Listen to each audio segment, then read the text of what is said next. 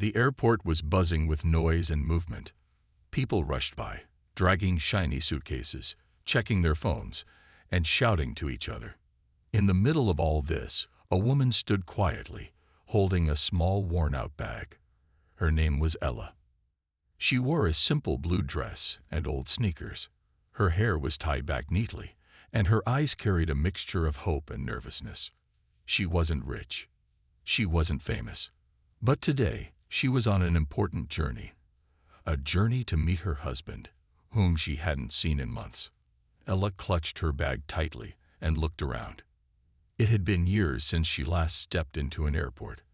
Everything felt so big, so fast, and so unfriendly. As she slowly made her way to the check-in counter, she noticed the stares. Some passengers looked at her from head to toe. Some staff members whispered to each other, throwing quick, judging glances at her clothes. One young woman behind the desk nudged her colleague and laughed softly. "Maybe she's lost," she whispered, loud enough for Ella to hear. Ella felt her cheeks burn with embarrassment, but she kept walking. She had learned a long time ago, never let their stares stop you. At the security checkpoint, Ella placed her small bag on the conveyor belt and waited. She smiled politely at the officer standing nearby. His name was Mr. Blake, tall, with sharp eyes and a cold face. He looked at Ella once, and immediately his expression changed. There was suspicion in his eyes, as if Ella had already done something wrong. "Random check," he said roughly, pointing at her bag. Ella nodded quietly and stepped aside. Blake put on his gloves and began searching through her belongings with unnecessary force. He pulled out her clothes, her small toiletry kit, her neatly folded letter from her husband. Passengers around the area started watching. Some smirked. Some shook their heads. Ella felt like the ground would open and swallow her. Blake kept pulling things out, pretending to be serious. "Traveling alone?" he asked, his voice sharp. "Yes," Ella replied softly. "Where are you going?" "To meet my husband," she said, trying to stay calm. Blake raised his eyebrows in disbelief. "Husband? First-class ticket?" He laughed cruelly. "You sure about that? Looks like someone's dreaming too big." Ella's heart sank, but she stayed silent. She knew arguing would only make things worse. After searching through everything and finding nothing wrong, Blake wasn't done. He motioned for her to step aside. "Strip check," he said. Ella's eyes widened in shock. "I haven't done anything," she whispered, fear rising in her voice. "Standard procedure for suspicious passengers," he said, smirking. Tears welled up in Ella's eyes, not because she was scared, but because she was angry. She wasn't a criminal. She was just a wife wanting to see her husband. But none of that mattered to them. To them, she was just a woman in old clothes with no power, no importance. Just then, a few other passengers started murmuring. "This is too much," one old lady said. "She's done nothing wrong," a man added. But Blake didn't care. He loved the little bit of power he had, and he loved using it against people who couldn't fight back. Ella bit her lip to stop herself from crying. She pulled out her phone and dialed a number, her hands shaking slightly. The call connected. She spoke just one sentence. "It's happening again." And then she ended the call. She stood there, quietly, her heart pounding. Blake laughed under his breath. "Call whoever you want. Nobody's coming to save you." But what Blake didn't know was, help was already on its way. Ella stood in the cold corner of the airport, feeling every stare, every whisper. She had never felt so small before. Mr. Blake finished checking her bag, but he wasn't done hurting her dignity. "You must think you're something special," he said loudly, looking around for an audience. "First-class ticket, old sneakers. This is a joke." Passengers around them pretended not to hear, but their curious glances said it all. Some shook their heads, some laughed quietly. Nobody stepped forward to help. Ella stood still, her back straight. Inside, her heart was breaking, but outside, She refused to give him the satisfaction of seeing her cry. Blake wasn't satisfied with the bag search. He demanded Ella step aside for further questioning. "Tell me," he said, folding his arms, "where did you get the money to buy this ticket?" "Huh? Whose credit card did you steal?" The insult hit Ella like a slap. She opened her mouth to explain, but no words came out. Would it even matter? Would he even listen? Blake leaned closer and said in a low voice only she could hear, "People like you don't belong here. Go back where you came from." Ella clenched her fists tightly, nails digging into her palms. Not because she wanted to fight, but because she needed to remind herself. Stay calm. The truth is stronger than his hatred. A few moments later, Blake called for his superior, the security manager, Mr. Harris. Mr. Harris, a heavy-set man with a proud walk, arrived with a frown. Blake wasted no time. "Sir, caught her acting suspicious. Might be trying to sneak into first class. Looks shady." Harris looked Ella up and down, from her plain dress to her old shoes, and made his decision without asking a single question. "Cancel her ticket," Harris ordered. "Blacklist her. She won't be flying today." Ella gasped. "Please, I haven't done anything wrong," she said softly. "My husband, he's waiting for me." Harris smirked. "Oh, your imaginary rich husband." The officers around them laughed. Ella felt the walls of the airport closing in. It was not just about missing a flight now. It was about losing her dignity in front of hundreds of people. Her phone buzzed in her hand. A simple message appeared on the screen. "Wait, I'm close." Ella's heart steadied. She wasn't alone. Not really. Blake, noticing her sudden calmness, frowned. "You think someone's going to save you? Keep dreaming." He pulled her ticket out of her hand, ripped it in half, and threw it in the trash. "There, no more flight for you." Gasps echoed from the nearby crowd. Someone recorded the scene quietly on their phone. Ella picked up her torn ticket pieces from the ground, her fingers trembling slightly. Blake laughed cruelly. "Maybe next time, dress like you belong," he said. Ella didn't reply. She simply stood up, brushed off the dust from her dress, and looked Blake right in the eyes, her gaze calm, almost pitying. Blake shifted uncomfortably but masked it with another cruel smile. "You're done here," he said. But Ella knew something Blake didn't. This was far from over. Meanwhile, outside the airport gates, something was happening. A line of black cars pulled up. The airport staff at the entrance straightened their jackets nervously. Senior officers rushed to the doors, whispering to each other. Passengers began noticing. Whispers ran through the crowd. Someone important is here. A VIP. Maybe a politician. But nobody knew the real truth. The man who was coming wasn't just powerful. He was furious. And he was coming for his wife. Inside, Blake was still feeling proud of himself.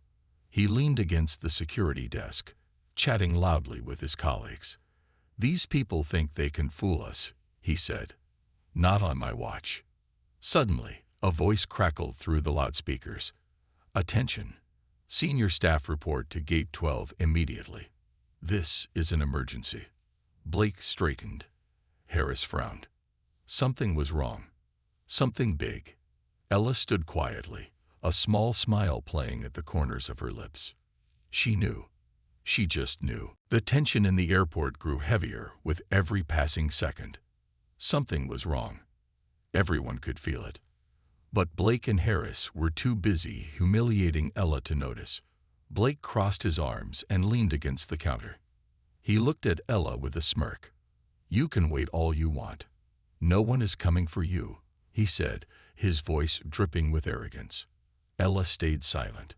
She had no reason to argue. Deep inside, she knew. The truth was about to walk through those doors. Harris checked his watch again, growing more and more impatient. "Blake," he said, "hurry up and get rid of her. We don't have time for this nonsense." Blake nodded and picked up a walkie-talkie. "Security team, escort the passenger outside. "She is not allowed to board," he ordered with pride. Two other guards appeared quickly. They walked toward Ella with firm steps, ready to throw her out just like they had thrown out others before. But right at that moment, a loud noise echoed through the airport entrance. Black luxury cars pulled up, one after another. The airport's automatic doors swung open. Out stepped men in black suits, bodyguards, moving quickly and seriously. Passengers gasped. Some even pulled out their phones to record. Something major was happening. Blake, Harris, and the guards turned to look. They all froze. From the center car, a tall, powerful man stepped out. He wore an expensive suit, and his presence alone commanded respect. His name was Mr. Daniel King, and he was one of the richest and most powerful airline owners in the country. The guards around him spread out quickly, making a clear path. Airport officials ran toward him, bowing their heads, offering greetings. "Welcome, Mr. King. We weren't expecting you today," one manager said nervously. Mr. King didn't smile. His face was stone cold. His eyes were filled with fire. He wasn't here for greetings. He was here for his wife. Ella watched quietly as her husband walked into the airport. She didn't shout. She didn't wave. She just stood there, calm, proud, and waiting. Mr. King's eyes scanned the area, and then found her. In two long strides, he was by her side. He didn't say a word. He simply took her hand gently into his. The entire airport seemed to fall silent. Passengers whispered, "That's his wife. She looks so simple. How could they treat her like that?" Blake and Harris stood frozen, their mouths hanging open. They had no idea who Ella really was. Mr. King turned to face the guards, his voice sharp and powerful. "Who touched her?" he demanded. The guards looked at each other, terrified. Blake stepped forward, trying to act brave. "Sir, she was acting suspicious. We were only doing our job." Mr. King's eyes narrowed dangerously. "Suspicious," he repeated slowly. "Her only crime was walking through your door with simple clothes, wasn't it?" Blake opened his mouth to answer, but no words came out. Mr. King continued, louder now, so everyone could hear. "You judged her by her clothes. You judged her by her face. But you forgot one thing. Respect is not about appearances. It's about humanity." People nearby started clapping softly. Blake's face turned red. Harris shifted uncomfortably. Mr. King wasn't finished. "Do you even know who owns this airline you work for?" he asked coldly. Blake shook his head slowly, fear growing in his chest. Mr. King smiled, but it wasn't a kind smile. "I do." The weight of those two words crashed down like thunder. Blake stumbled back a step. Harris's face turned pale. The realization hit them hard. They hadn't just mistreated some random poor woman. They had insulted the wife of the owner of the very airline they worked for. Mr. King turned to Ella and spoke softly. "Let's go, my love. You don't need to stay here any longer." Ella nodded, feeling tears prick her eyes, not from sadness, but from pride. Together, hand in hand, they began walking toward the VIP lounge. Behind them, whispers filled the air. "She's the owner's wife. They humiliated her. They're going to lose their jobs." Blake and Harris stood frozen, their careers flashing before their eyes. And deep inside, they knew they had made the biggest mistake of their lives. Ella walked beside her husband, her heart beating fast but steady. As they moved toward the VIP lounge, the airport staff scrambled out of the way. Some bowed deeply. Some just froze, unsure what to do. But Daniel King didn't even glance at them. He held Ella's hand tightly, showing the world that she was his queen, no matter what she wore or how she looked. Inside the VIP lounge, Daniel motioned for Ella to sit down on a soft leather sofa. "You're safe now," he said gently. Ella smiled at him, a small, grateful smile. Meanwhile, the top managers of the airport rushed in, sweating and nervous. "Mr. King, "We're so sorry," the airport director stammered. "We had no idea this happened. Please, give us a chance to fix it." Daniel's face was calm but hard. "Fix it," he said slowly. "Tell me, how do you plan to fix disrespect? How do you fix humiliation?" No one answered. The director wiped his forehead with a handkerchief, his face pale. Blake and Harris were dragged into the lounge by two senior security officers. Their heads were down, their faces full of shame. Daniel stood up, facing them. "You thought you were powerful today," he said, his voice like ice. "Because you had a uniform, because you thought no one was watching. You used that power to crush someone's dignity." Blake opened his mouth to speak, but Daniel cut him off with a sharp wave of his hand. "No more lies," Daniel said. "I saw the security footage. I heard your words. There is nothing you can say that will change what you did." Blake and Harris's shoulders sagged. The weight of their mistake was crushing them. Daniel turned to the director.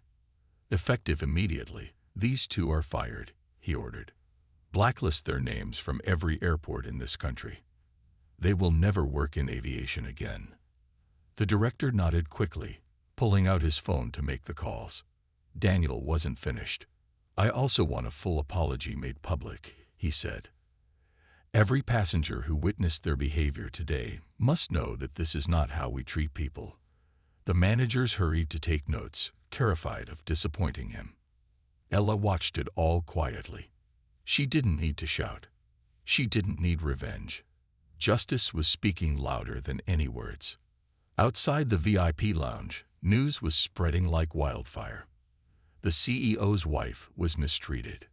Security fired on the spot. Justice served. Passengers whispered and pointed. Some even cheered softly when they saw Blake and Harris being escorted out, looking broken. Meanwhile, Daniel turned back to Ella. "I'm sorry you had to go through this, my love," he said softly. "But today, you showed them something more powerful than money." Ella tilted her head, curious.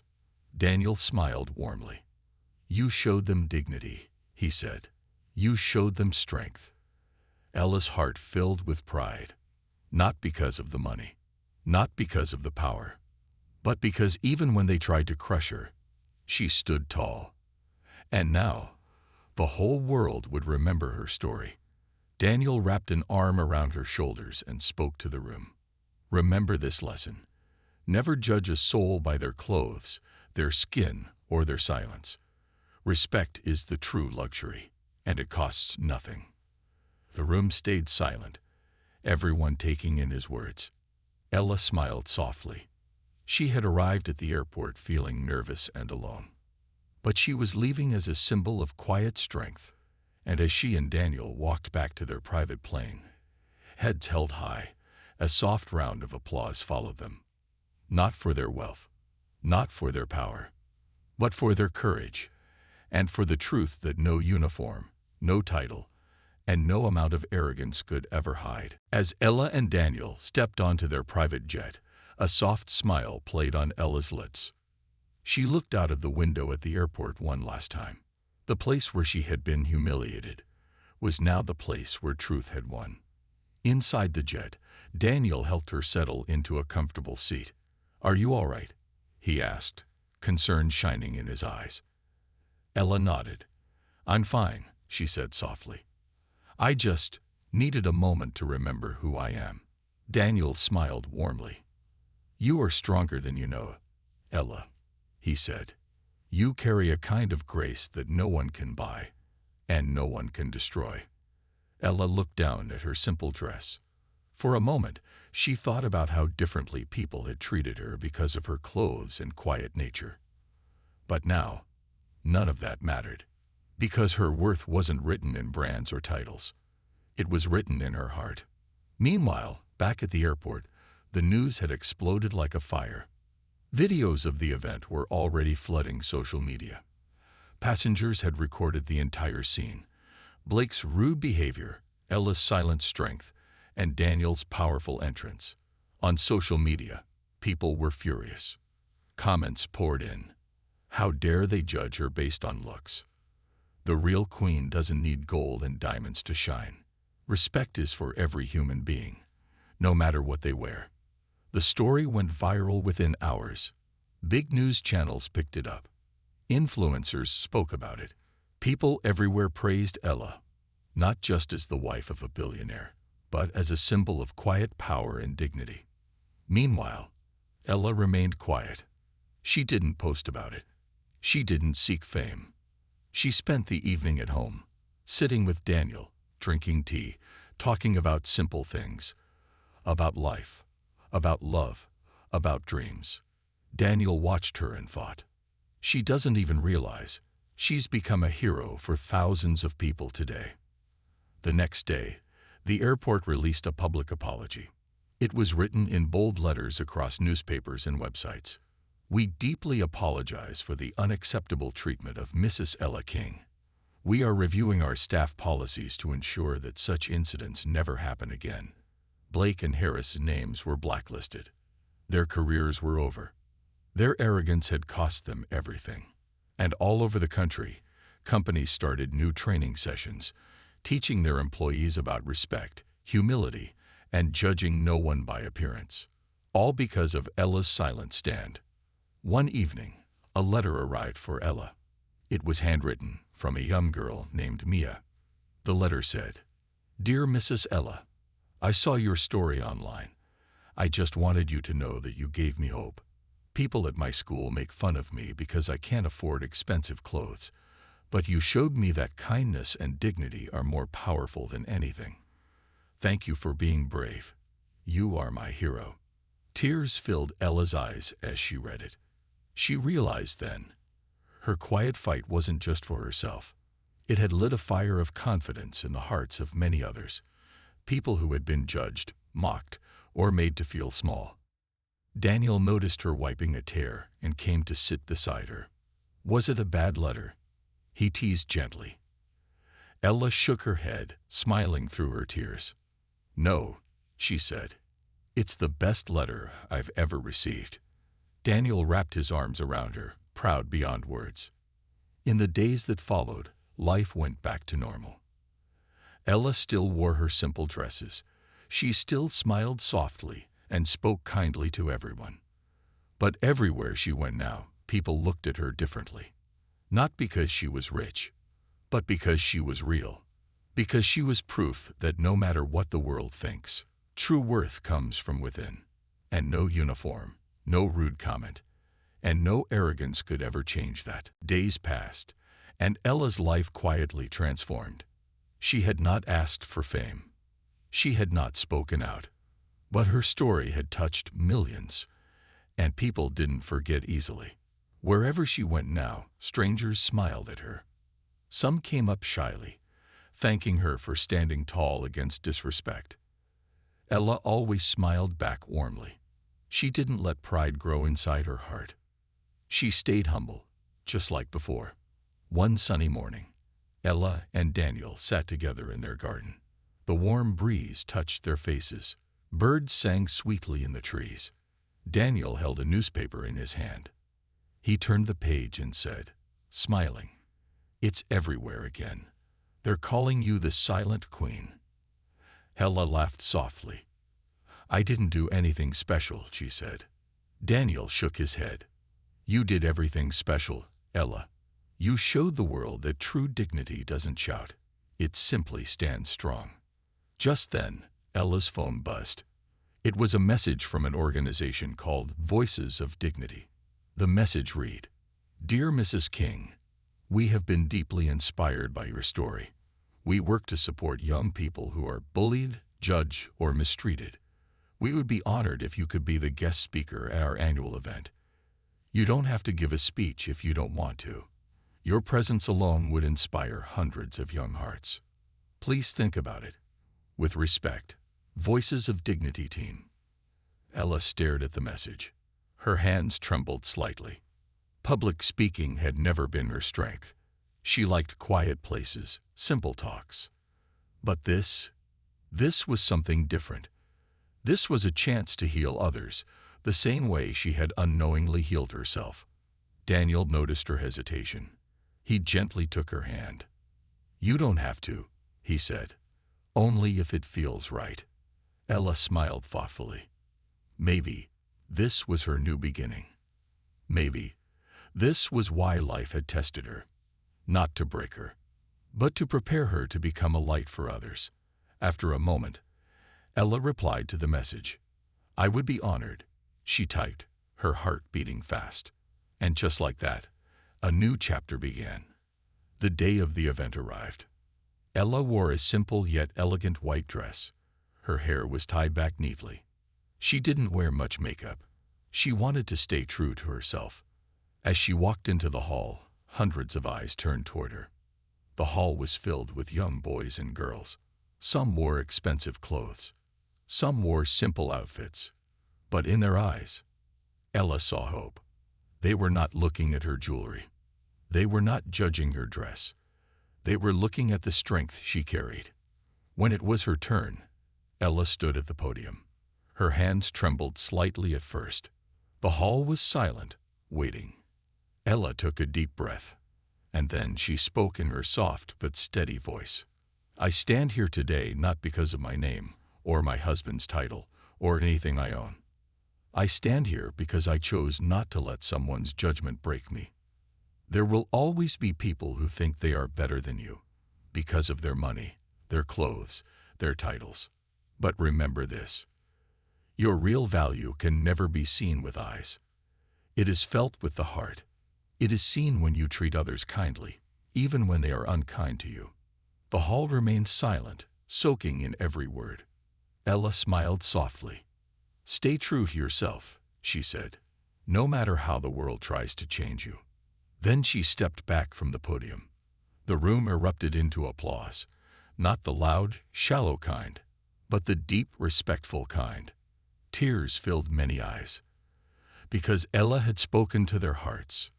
Later, many young people came to meet her. Some shared their own stories of being judged or bullied. Ella listened to every story with care. She hugged some, encouraged others. That night, as she and Daniel drove home, Ella looked out at the stars. "Do you think I did all right?" she asked softly. Daniel smiled. "You didn't just do all right," he said. "You lit a fire in every heart sitting in that room tonight." Ella leaned back, feeling peace wash over her. She realized now, her journey wasn't just about facing humiliation. It was about rising higher, about carrying others with her, about turning pain into purpose. And this was only the beginning. A few weeks after the event, life had settled into a beautiful rhythm for Ella. She would wake up early, take a walk in the garden, help with small charities quietly, and sometimes visit local schools to talk to children about confidence and kindness. She still wore simple clothes. She still lived with quiet grace. But inside her heart, something had changed. She felt stronger, lighter, and ready for whatever came next. Daniel watched her every day with pride. He loved how success hadn't changed her one bit. "You're still the same Ella who used to pack lunchboxes for me," he would say with a teasing smile. And Ella would laugh, shaking her head. "And you're still the same Daniel who forgot them at home half the time." Their love remained simple, real. One day, as Ella returned from a charity visit, she found Daniel waiting for her with a mysterious smile. "Get ready," he said, handing her a small envelope. Ella opened it curiously. Inside was a plane ticket, first class, and a handwritten note. "You believed in yourself when others didn't. Now let the skies celebrate your strength. A little adventure is waiting for you." Ella looked up, confused but smiling. "What is this?" Daniel chuckled. "You'll see. Just trust me." The next morning, Ella packed a small bag and arrived at a private airport terminal, the same place where her painful story had once begun. But this time, it felt different. People greeted her with genuine respect. The staff smiled warmly. No one judged her clothes. No one looked down on her. Instead, she felt welcomed, celebrated. Ella boarded the private jet, wondering where this surprise would take her. As the plane flew higher into the clear blue sky, The captain made an announcement. Ladies and gentlemen, welcome aboard. Today's journey is special because today we fly to honor someone who reminds us that true class comes from the heart. Mrs. Ella King. Ella gasped softly. She turned to look at the cabin. There were people she had helped silently, young students, charity workers, airport staff she had defended without even knowing. They had all come together, secretly, to organize a celebration for her. Tears welled up in Ella's eyes. The plane landed in a beautiful coastal city. Fresh flowers, banners saying, "Thank you, Ella," and cheering children welcomed her at the airport. A grand but simple ceremony was held under the open sky. No gold chairs, no expensive decorations, just happy faces, just pure love. One by one, people came forward to share how Ella's quiet strength had changed their lives. A little girl said, "When they laughed at my shoes, I remembered how you smiled through their judgment. So I smiled too." A young man said, "When they told me I was too simple to succeed, I thought about you, and I kept going." An elderly woman said, "When the world looked away from me, I remembered your story, and I looked in the mirror and smiled at myself again." Ella listened to every word, her heart full. She had never imagined that simply being herself, refusing to bend under judgment, could ripple out and touch so many lives. Later that evening, as the sun dipped into the ocean, Daniel stood on a small stage. He held a small box in his hands. "Ella," he said, his voice steady but emotional, "you always believed in lifting others. Today we want to give you a small symbol of what you mean to all of us." He opened the box. Inside was a delicate, simple necklace. On it, a tiny charm shaped like wings. Daniel placed it around her neck and whispered, "Because you helped others fly, even when you were struggling to stand yourself." Ella felt tears slip down her cheeks. It wasn't about the necklace. It wasn't about the ceremony. It was about being seen, being valued, not for her money, not for her connections, but for her heart. As the night sky filled with stars, Ella stood there among people who truly cared. No judgment, no whispers, no fake smiles. Only love, only truth. She realized that her painful moment at the airport had been a gift in disguise, because it had led her here, to a life where simplicity shined brighter than diamonds, where kindness built bridges stronger than steel, where true respect was earned, not demanded. As Daniel came to stand beside her, Ella leaned her head on his shoulder. "Thank you," she whispered. Daniel smiled. "No, Ella," he said, looking at her with deep admiration. "Thank you for reminding us what true beauty looks like."